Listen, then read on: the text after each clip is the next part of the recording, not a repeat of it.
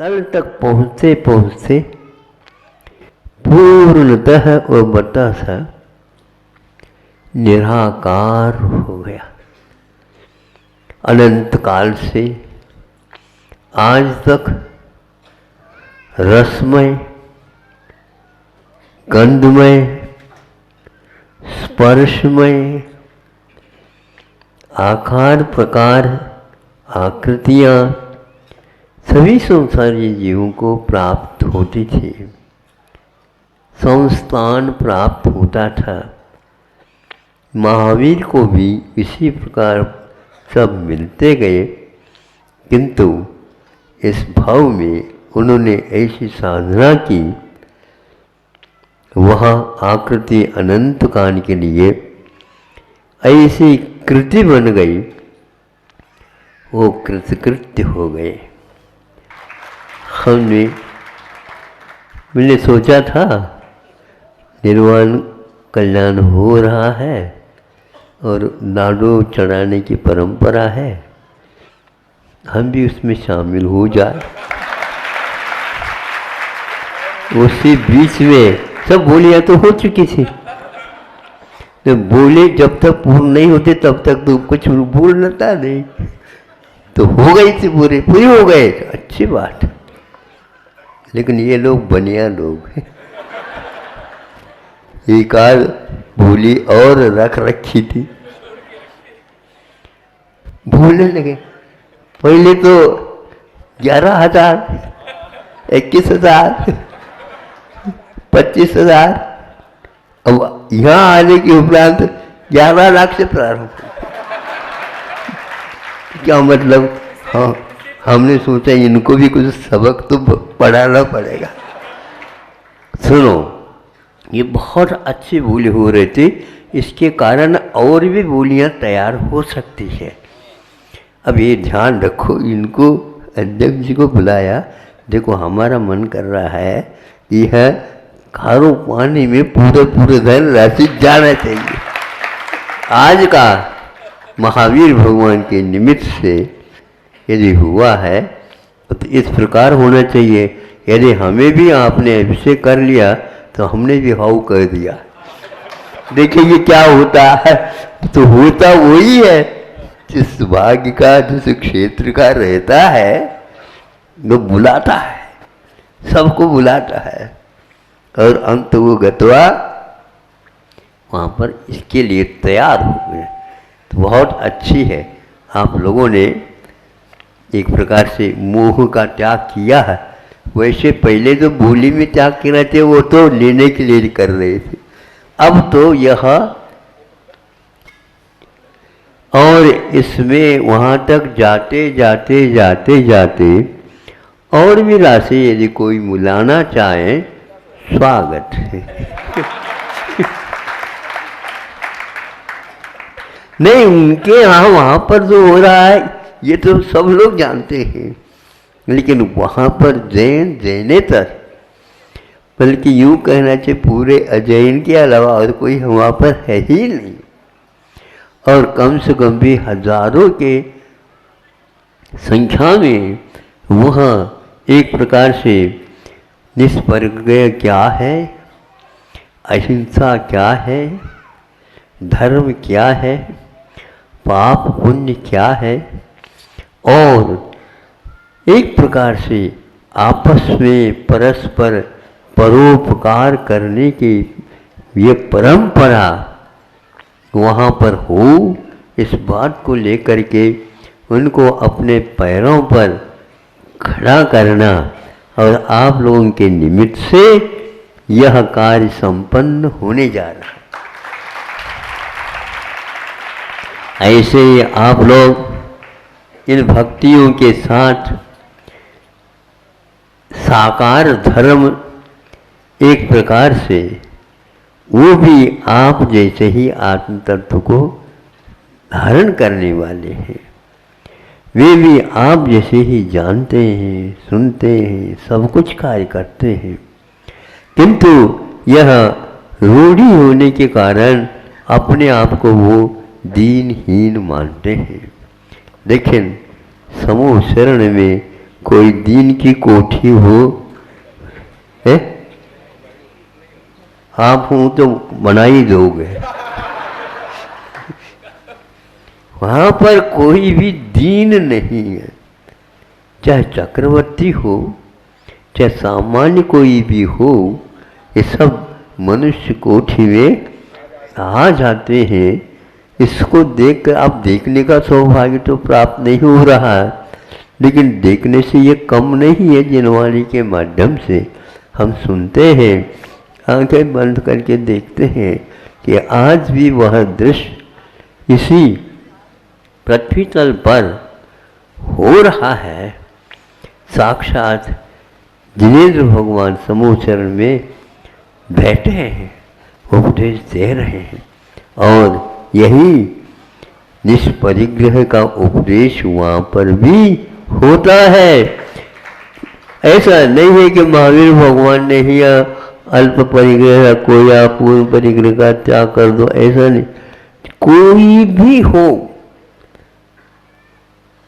360 एक प्रकार से 370, हाँ विधेय इत्यादि जो है संख्या होते इतने समूचरण होते हैं। प्रत्येक का एक ही मात्र सिद्धांत रहता है। संसारी प्राणी जैसे वह शक्कर के रूप में है तो देखने में आ रहा, स्पर्श में आ रहा, सब कुछ में आ रहा, किंतु जो ही उसमें आ गया तो जैन धर्म ऐसा आपको निराकार बना देने वाला है। आप साकार बनना रहते हो या निराकार बनना चाहते हो? निराकार। अच्छा, सारे आकार को उतार दो, देर नहीं लगने वाला है। हम अपने आप को विपरीत जान रहे हैं, विपरीत मान रहे हैं, विपरीत ही अनुभव कर रहे हैं। मैं बड़ा हूँ, किसी ने नहीं कहा दिव्य ध्वनि के द्वारा ये बड़ा है, फिर आपने माना क्यों?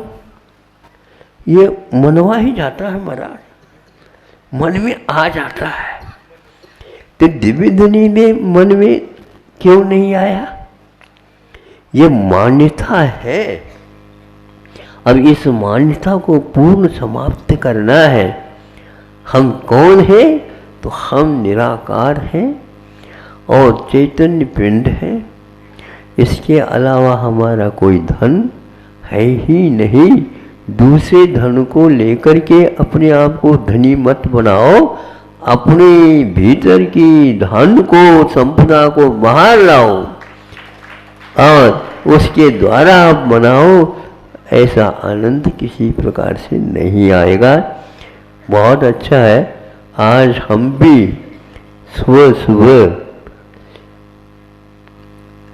क्या हो गए, हम भी जैसे वीरनाथ भगवान को मुक्ति मिली उसी प्रकार चातुर्मास से हमें भी मुक्ति मिली। हाँ, यह एक बहुत अच्छा अवसर है और यहाँ पर शांतिपूर्वक लाखों की जनता आई और वो संतुष्ट हो करके चले गए। मुख्य रूप से हमने भी सोचा कि हमें भी कुछ उदारता रखना चाहिए।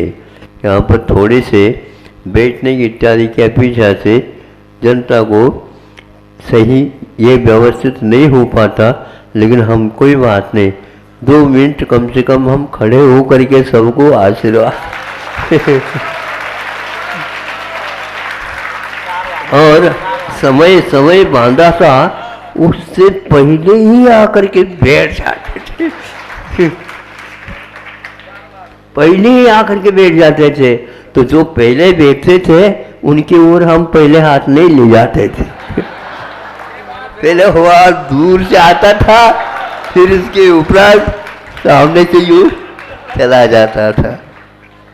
इसलिए वो इतनी दूर से आए हैं तो हम अपने पास ही हाथ रखते हुए यूं बिल्कुल बंद हो, कब बंद होने वाला है उस समय वो विशेष रूप से ध्वनि करते हैं, हाँ ठीक है भैया। इस प्रकार यह है प्रतिदिन 3-3, 4-4 बार जैसे दिव्य ध्वनि खिलती है ना, और उनकी प्रसन्नता को देख करके ऐसा लगता है कि बहुत अच्छा काम हो गया है। अहिंसा परमो। कई लोग हमारे सामने आ जाते हैं, महाराज हमारे लिए एक छोटा सा मंत्र दो ताकि हम उसको साध सके। अच्छा, ऐसा करो, अपने आप को छोटा मान लो।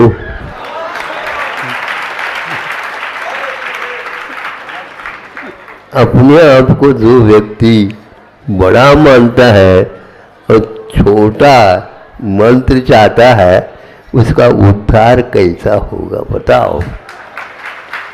ये जो कृषि परिवर्तन का आज पहले दिवस रखा जाता था, उसमें कई प्रकार की समस्याएं आ जाती थी तो आपकी भी समस्या और हमारी भी समस्या, किंतु संघ में ये विशेष नहीं है।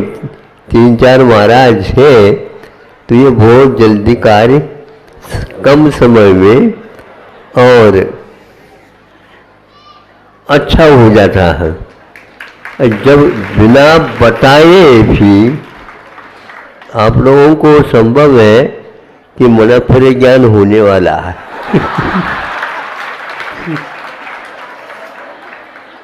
सब लोगों के मन की बात तो समझते हैं, लेकिन कहीं न कहीं वह निकल ही जाता है। तो जिन्होंने यहाँ पर रह करके घर के लिए कुछ समय के लिए जाते थे और यहीं पर रहते थे, बहुत सारे कार्यकर्ता यहाँ के घर बाद में, ये तो देवघर है, इसलिए ये हम रह करके अपना काम करेंगे। तो छोटा सा मंत्र करने से हमने कहा कोई बात नहीं, इसमें पंच परमेष्टि निहित है और यह व्यापक भी है। ओकारम बिंदु संयुक्तम नित्यम ध्यायन्ति योगिनः कामदम मोक्षदम चैव ओंकाराय नमो नमः। यह अंतिम चरण में रचनाकार ने पूरे पंच परमेष्ठियों को, ऐसी पंच परमेष्ठि कौन से अक्षर के निमित्त से उनका वह वाचक मंत्र बनता, इसको बहुत कुशलता पूर्वक रखा है। और यहाँ किसी भी मजहब में जाओ, प्रायः करके ओंकार की पूजा अवश्य ही की जाती है। अपने यहाँ भी द्वादशांग वाणी का समावेश ओंकार में किया गया है। यानी ओंकार के माध्यम से हम पूरी जीवन जनवाणी का जो ज्ञेय तत्व है, समझने योग्य है, उसको गुरुओं के प्रसाद से अवश्य समझ सकते हैं। पहले महाविद्यालय, विश्वविद्यालय, महाविद्यालय आदि आदि होते होंगे, लेकिन गुरुओं के माध्यम से जहाँ कहीं भी स्थान उपयुक्त है, वहाँ पर संघ को इस ओंकार के माध्यम से ही सारा विषय समझाया जाता है। अब जैसे निराकार आकाश है, और इस आकाश को तो हम कथनचित जो आँख वाले हैं वह समझ लेते हैं, किंतु जो आँख वाले नहीं भी है तो भी आसमान के कुछ दिशाओं का बोध उन्हें भी होता है। कैसे हो जाता है? तो ये निमित्त है आकाश में सूर्य और चंद्रमा, इन दोनों के माध्यम से चंद्रमा हमेशा हमेशा वास्तिर होने के कारण कहाँ हमेशा नहीं मिल पाता। सूर्य तो निश्चित रूप से प्रतिदिन अपना दर्शन देता रहता है। जिसकी आंख नहीं है वह भी व्यक्ति यदि गुरुओं के वचन सुने हो, उसके माध्यम से ये दिशा कौन सी है, ये दिशा कौन सी है, ये दिशा कौन सी है, तो पहले वह कायम कर लेता है यह दिशा कौन सी है, सामने वाली दिशा। तो सामने और आमने तो उनके से लिए कुछ कहे ही नहीं, किंतु सूर्य के किरणों के माध्यम से आभास होता है कि यह जहाँ पर जिस दिशा में सूर्य होता है उस दिशा को पूर्व कहा जाता है। यह अपूर्व ज्ञान हमें बिना आंखों में भी हो रहा है, हो सकता है।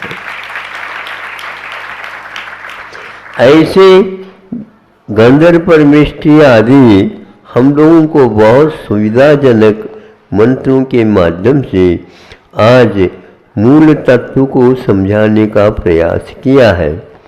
जिन्होंने समझ लिया उन्होंने अंतर मुहूर्त में भी द्वादशांग के पाठी बन जाते हैं, बने हैं। इस युग के अंतिम सुत के उली भद्रवाहो स्वामी थे, जो अकाल पड़ने से इस उत्तर से दक्षिण की ओर चले गए थे। उस समय उनके पास द्वादशांग तो था ही, 8 महानिमित्तों के भी ज्ञान उन्हें उपलब्ध था। उसने देखा है कि यहाँ अकाल में जो झूले में लड़का है झुला झुलाया जा रहा है, किंतु इसकी दांत भी दिख रहे हैं पूरे पूरे, जबकि होने नहीं चाहिए। दांत के साथ साथ उसके मूंछ भी दिख रहे थे। तब उन्होंने सोचा ये अकाल में क्यों संकेत मिल रहे हैं। अकाल में कोई भी काम होता है तो वह निमित्त कुछ और विशेष हमें बता देता है, और समझ लिया उसके माध्यम से ये महान अकाल पड़ने वाला है।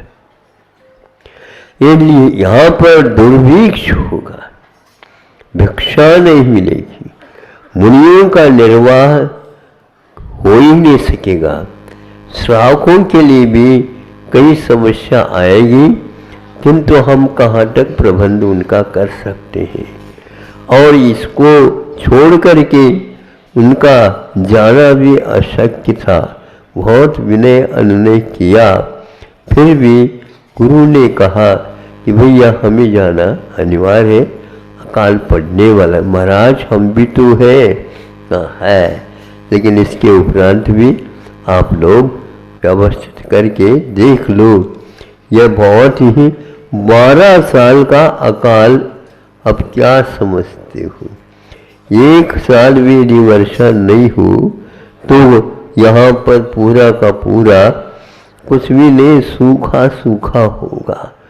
ऐसे आपत्तियों में भी मुनि संघ जो 24,000 का संघ था, वहाँ आधा करके दक्षिण की ओर भेज चला गया, और यहाँ पर आधा संघ यहीं पर उत्तर में विचरण करने लगा।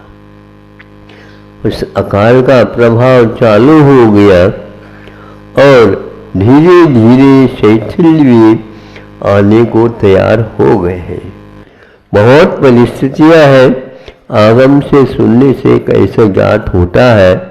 वह काल बहुत ही कठिन काल था, लेकिन था।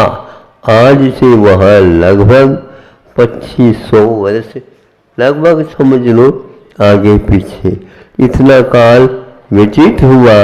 उस समय वही भद्रबाहु महाराज जी का संग दक्षिण की ओर चला गया, जो श्रवण बेलगुला इस ओर के बारे। एक मत ऐसा भी मिलता है वो एक प्रकार से नेपाल की ओर चले गए। तो यह इतिहास की बात है, यह कहावत से है कि भद्रबाहु का यहाँ से विहार करना, चाहे दिगंबर हो चाहे श्वेतांबर हो, ये मान्यता सबको प्राप्त है।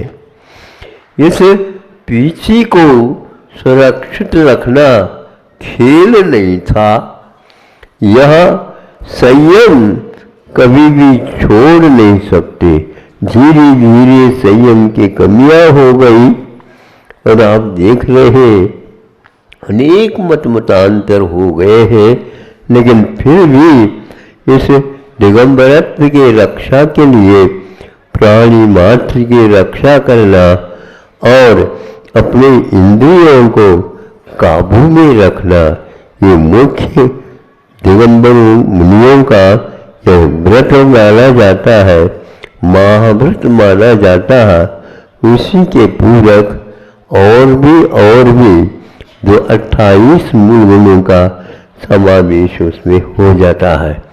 इस प्रकार अहिंसा तत्व को सुरक्षित रखने के लिए इन 28 मूल गुणों का पालन करते हुए आज भी रात दिन इसमें लगे हैं और इसके लिए सहयोग देने वाले श्रावक भी विद्यमान है।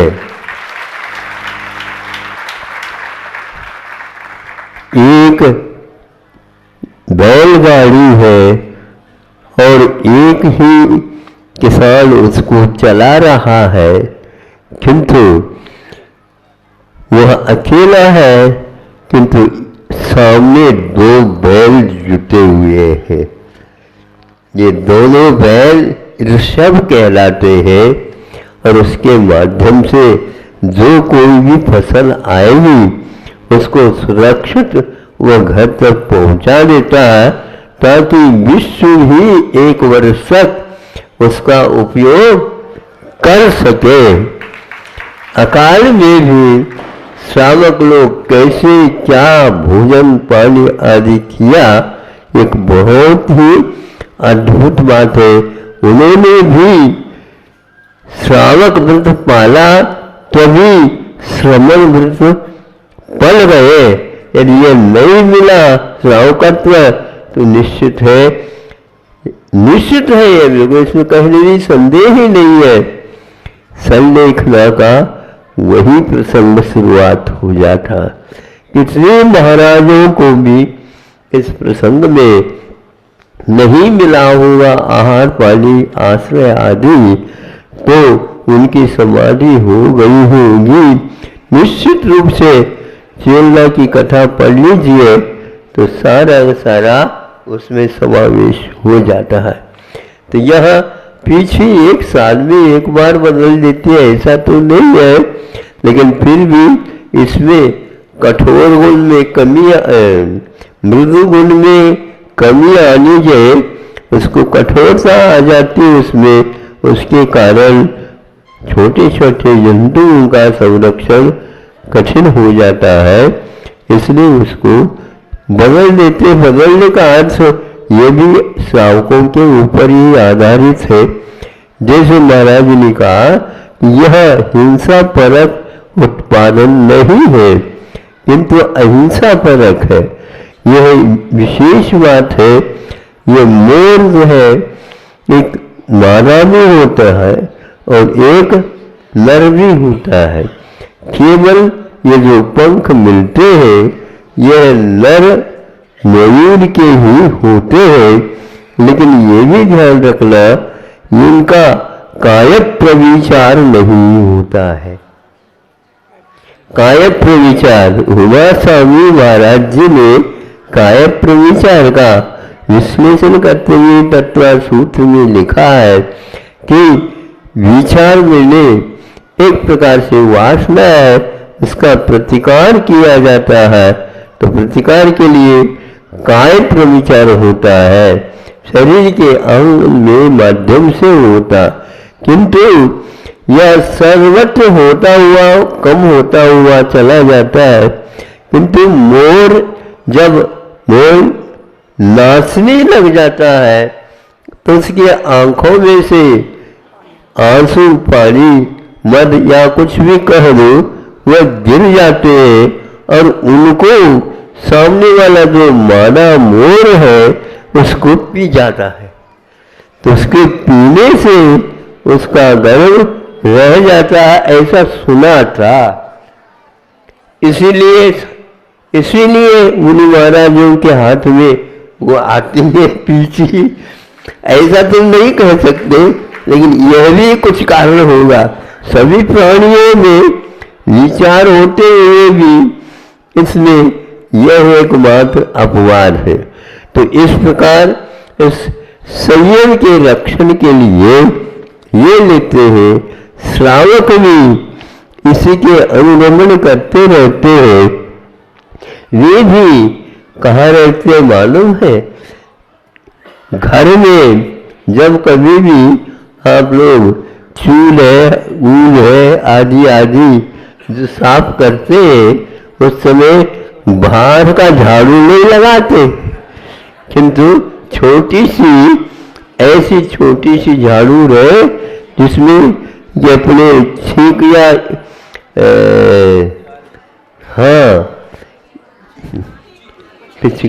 कुंची जिसको बोलते हैं, हाँ बहुत छोटी सी रहती है और वह जूट की रहती है। अब आ गया जन, वह जूट की रहती है, तो उसके माध्यम से कर लेते हैं।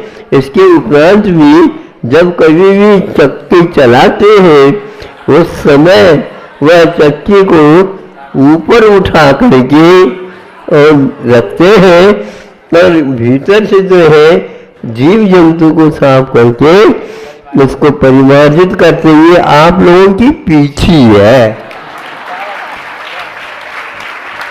उसको काम में लिया करो।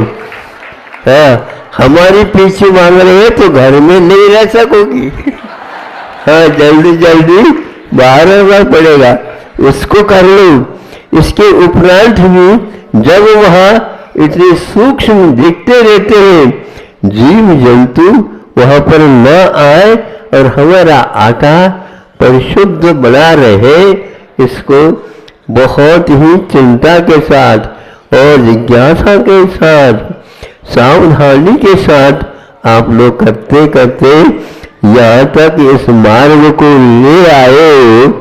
आप धन्यवाद के पात्र तो है ही नहीं है क्या? तो क्या बात होगी? तो वह कह रहा था कि ये गाड़ी है और ऋषभ दोनों तरफ जोते गए हैं और एक जुआरी है। देखो, उस जुआरी को जब रखना होता है किसान को, कहाँ पर रखते हैं? तो दोनों बैलों के कंधों पर, तो पहले से ही कंधे को यूं करके रखते हैं।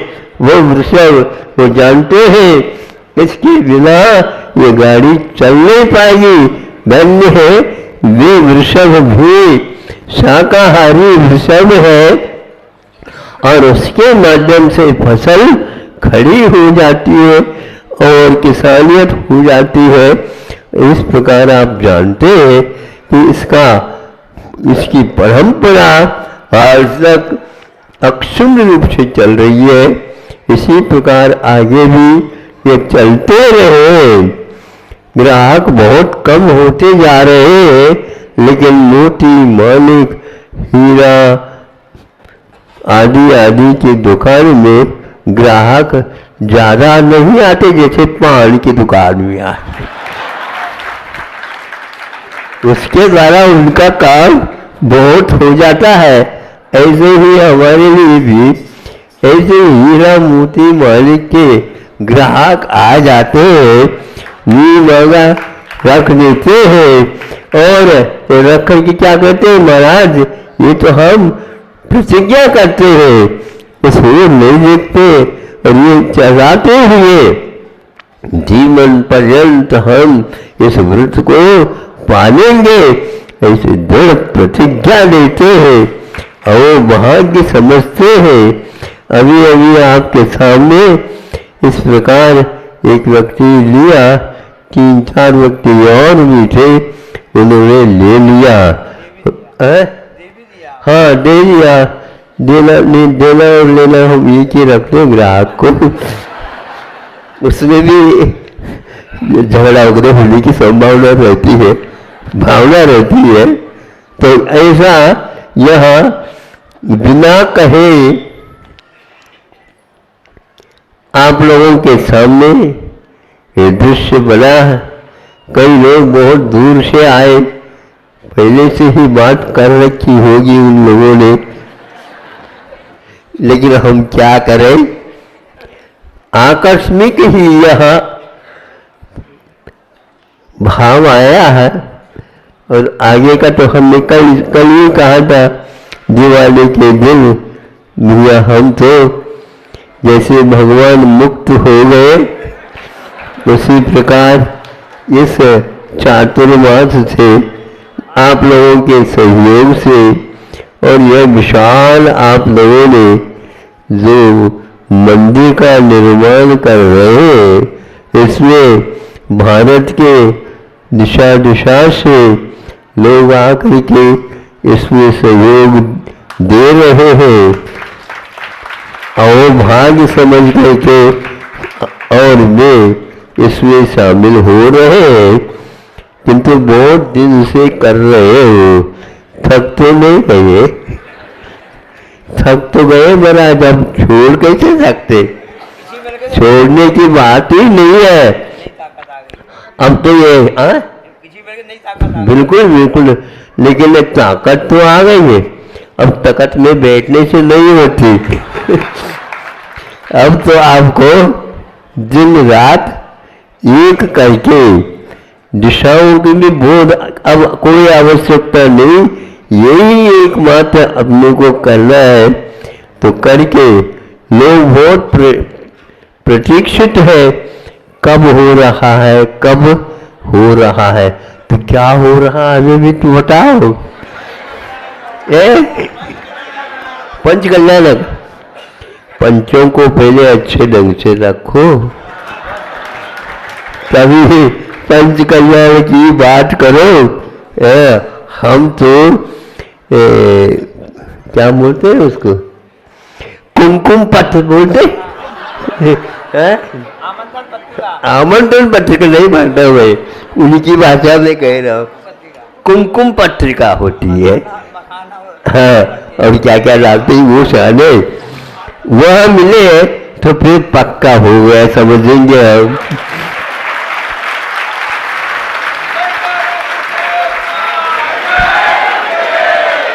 अब जल्दी जल्दी यदि आपको कुमकुम पत्र वितरित करना है, दुनिया आएगी तो कहाँ पर बिठाओगे? यहाँ पर सोचो, विचार करो। लेकिन वो कोई जगह की चिंता नहीं करते, बस आप हमें क्या बुलाने की कोई आवश्यकता नहीं है, कुमकुम पत्र मात्र निकाल दो, फिर तो हम अधिकार समझ करके आ जाए।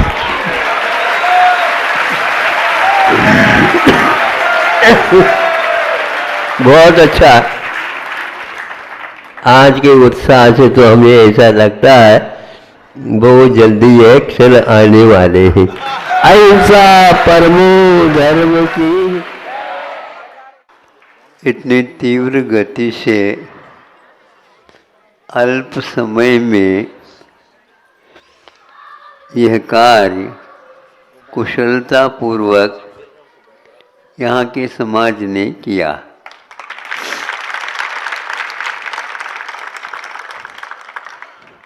बहुत प्रयत्न रहा इन लोगों का कि किसी भी प्रकार से आज महाराज जी का विहार रुक जाए।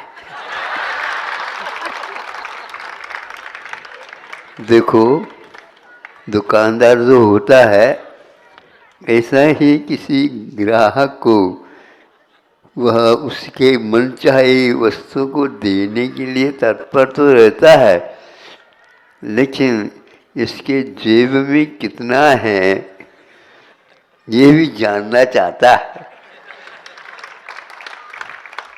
अवसर है, इसको छोड़ना नहीं चाहिए।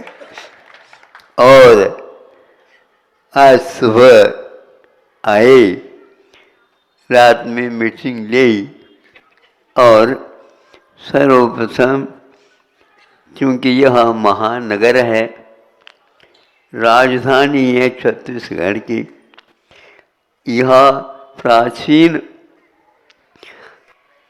भारतीयता का एक प्रतीक जैसा माना जाता है। भोपाल को भी राजधानी घोषित कर दी और यह भी राजधानी के रूप में सामने थी और आ गई। यहाँ विस्तार तो शहर का, नगर का है ही, लेकिन प्रत्येक मोहल्ले मोहल्ले में जैन लोग इसमें पहले छोटा सा भले ही हो मंदिर, किंतु वह उसकी व्यवस्था करके अभिषेक, पूजन, दर्शन, भजन आदि आदि सब करते आए। किंतु एक स्थान ऐसा भी होना चाहिए, होता है कि सब लोग एक स्थान पर कभी न कभी 1 साल में 2 साल में मिल जाए। तो हमारा ये प्रवास 1-2 बार हुआ है, देखा है इसको, लेकिन उनकी कुछ ऐसे अड़चनें, बाधाएं थीं, हमने ज़्यादा तो नहीं कहा, किंतु ये निश्चित है कोई न कोई व्यक्ति इसमें एक बार विचार कर ले तो पूरे रायपुर को बांध देगा। तो ऐसा ही हुआ ये। और एक को एक देख करके जो भीतर से है भाव थे सोए हुए से, लेकिन सोए नहीं थे, इसको पहचानना बहुत कठिन होता है। कभी कभी ये बच्चा ऐसा नाटक करके दिखा देता है सोए जैसे। हमने कहा देखो, हम बनेंगे नहीं, किंतु यदि आप चाहते हैं, महाराज मुहूर्त चाहिए, मुहूर्त जो है ना, शुभस्य शीघ्रम सूत्र है। जो शुभ कार्य किया जाता है उसके लिए भाव ही एकमात्र मुहूर्त कहलाता है।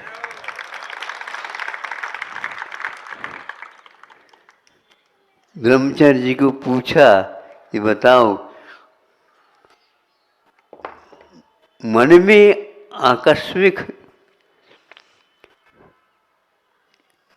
तिल्दाना हाँ, तो वहाँ पर सामा किया नहीं, तो लगा यहाँ के कार्य तो बहुत ही बढ़िया संपन्न हो चुका है,